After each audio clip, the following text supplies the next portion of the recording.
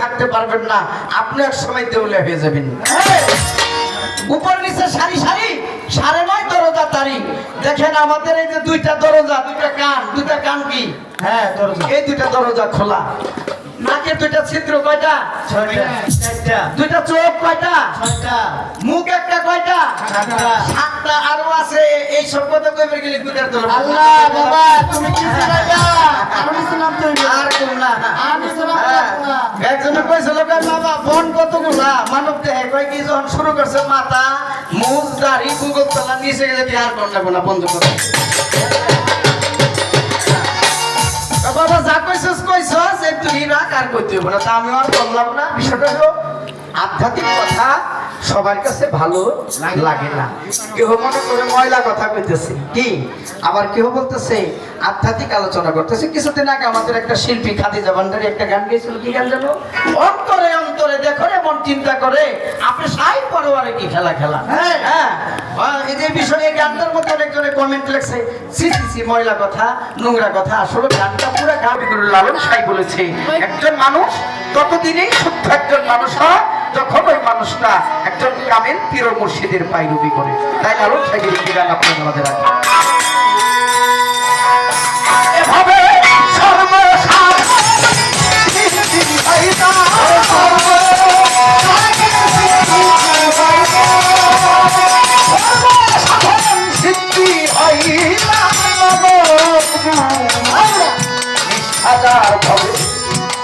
আল্লাহ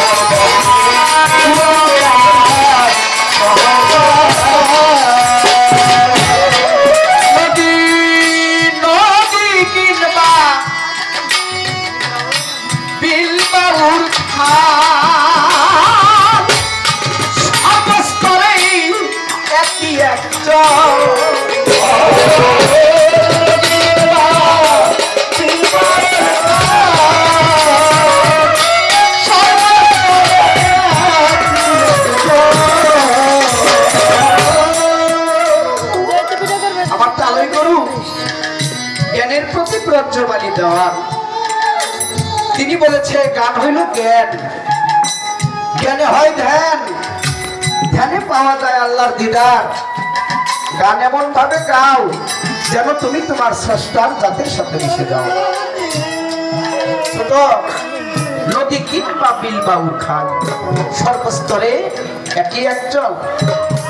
এই পানি সমুদ্রের মধ্যে থাকে, বর্ষার সিজনে সমুদ্র থেকে সাগরে আসে, সাগর থেকে নদীতে আসে, নদী থেকে খাল বিল নদী নালা, আমাদের অন্ত্র এলাকায় যে নিচে নিচে জায়গাগুলা চট পাথর, এক সময় বর্ষার সিজনে পানি বাড়তে বাড়তে ছোটখাটো যে জায়গাগুলো সব তলিয়ে যায়। দেখেন বাবা, আমার বর্ষার সিজন যখন শেষ হয়ে যায় তখন পানি যেথাকার পানি সেথাই চলে যায়, কি ঠিক না? আমার তালুরাজ জুয়ালিদন বলছে একটি গানের মধ্যে, সাগর হতে আসে জোয়ারের জল, নদী নালা করে দেয় তল, আবার ভাটা লাগলে সেই নদীর জল যথাকার জল কোথায় যায় কোথায় যায়। আমাদের মানুষের জীবনও জোয়ার আর ভাটা আছে।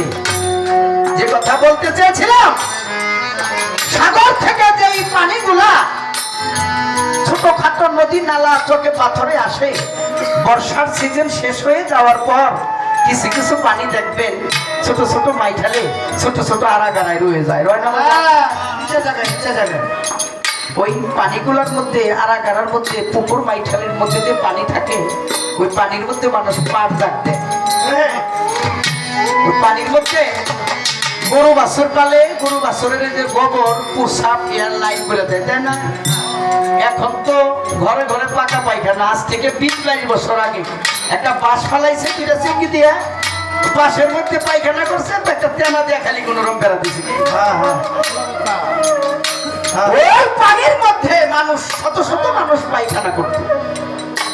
পানি এক সময় অপবিত্র হইয়া মনে ব্যথা নিয়ে পানি আল্লাহর কাছে ফরিয়াদ করতো, হে আল্লাহ, হে পাক পরওয়ারদিগার, আমি তো তোমার জাতের সাথে মিশেছিলাম, আমি তো ছিলাম সমুদ্রে, আমি ছিলাম সাগরে, আমাকে তোমার ইচ্ছাই পাঠালে এই ছোট ছোট নদী খাল বিলের মধ্যে।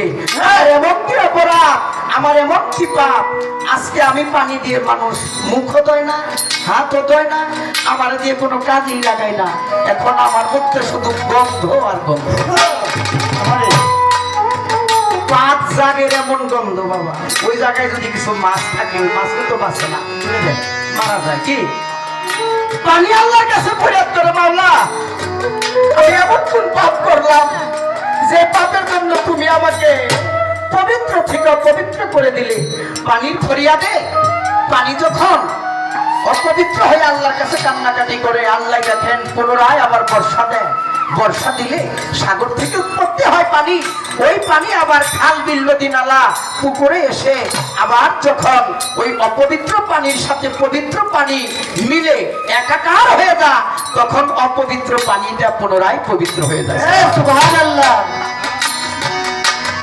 আমরা যে যত কিছুই বলি, যে যত কিছুই জানি, দলিল তত্ত্ব অমুক তুমুক, মূলে কিন্তু আমরা ছিলাম পবিত্র। জাতের সাথে যখন মিশেছিলাম, মায়ের গর্ভে যতদিন না আসছি ততদিন আমরা পবিত্রই ছিলাম। কেন না? আল্লাহ পাক পৃথিবীতে রূহ কিন্তু একবার সৃষ্টি করে, রূহ কিন্তু বারবার সৃষ্টি করে না। রূহ জাতে যখন ছিলাম তখন ছিলাম পবিত্র, মায়ের গর্ভে যখন ছিলাম তখন ছিলাম পবিত্র, মায়ের